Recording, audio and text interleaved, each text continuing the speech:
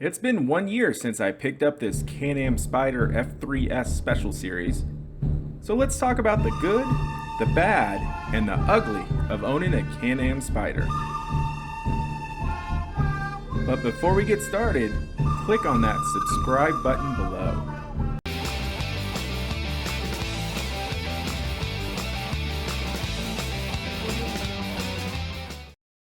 In my opinion, there's no better way to enjoy some wind therapy than on a Can-Am Spyder.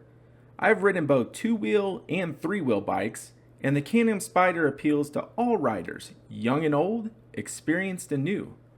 For those riders who feel the need for speed, the Can-Am Spyder F3S combines the sportiness of a sport bike with the stability of a trike. For those riders who have to give up on two wheels, the Can-Am Spyder offers multiple options for those who don't want to give up on riding. The die-hard riders who can't give up the clutch can find a used Spyder with a manual transmission and clutch. The Spyder RT model comes with all the bells and whistles you may be used to if you've ridden Honda Goldwings and or Harley electric glides. You'll also find that the Spyder RT has more storage available than a Honda or Harley.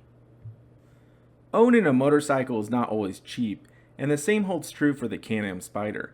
Starting price for a new Can-Am Spyder is $17,999, and that is before taxes and fees. Out the door, a new Spyder F3 will cost you about $20,000. Maintenance cost on a Spyder can run several $100s per service visit. If you're looking for an affordable entry-level trike, then check out this video comparing the Can-Am Spyder and the Can-Am Ryker. Like any bike, you're going to want to personalize it for your taste. Can-Am accessories aren't cheap, but there are numerous sites that sell aftermarket parts and accessories. I think you'll find some of the non-Can-Am accessories to be more affordable and to your liking. My favorite is Le Monster Garage. Check out the link in the description below. Le Monster Garage carries many of the common accessories that Spyder riders want, such as windshields, seats, phone holders, and my personal favorite, the bottle holder. Before we talk about the ugly of owning a Can-Am Spyder, click that subscribe button so you don't miss out on new Can-Am Spyder videos. I have owned two Can-Am Spyders and both had mechanical issues. My first Spyder was a 2013 Spyder ST Limited. It was a fun trike that was fully loaded and got lots of attention no matter where I went. The biggest problem I had on that Spyder was that the engine would overheat. It had a 998cc Rotax engine with a 5-speed semi-automatic transmission. Whether it was a hot summer day or if I was stopped at an intersection, the engine would overheat. The airflow to cool the engine was not sufficient. BRP did resolve this issue on later models, but it was frustrating to own a motorcycle that cost me well over $20,000 and I couldn't ride it when and where I wanted. My current Spyder is a 2016 F3S Special Series. I was fortunate enough to find this Spyder a year ago from a private seller and got a tremendous deal on it. The first problem I encountered with the Spyder was the belt vibration that occurs around 60 miles per hour. Spyder forums are filled with riders talking about this issue. It is a known problem with many Spyders, and you can purchase a belt tensioner from BRP or from aftermarket sites such as Le Monster Garage.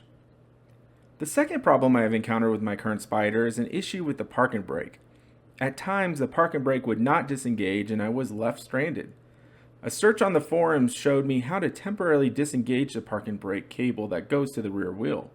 Ever since then, I have carried two 12mm wrenches with me along with a Torx screwdriver.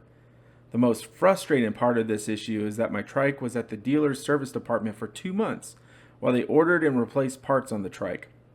The parking brake motor was replaced first. When that didn't work, the parking brake switch assembly on the left handlebar was then replaced. Several $100s later and several months of the ride-in season gone, I finally have my Spyder back. BRP, if you're watching, you really should issue a recall for all Spyder models affected by the parking brake issue. You're probably telling yourself that the bad and ugly part of this video outweigh the good, but you would be wrong.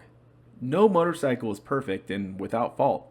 While the Can-Am Spyder has its share of issues over the years, it is still an innovative machine and is the best-selling three-wheel motorcycle.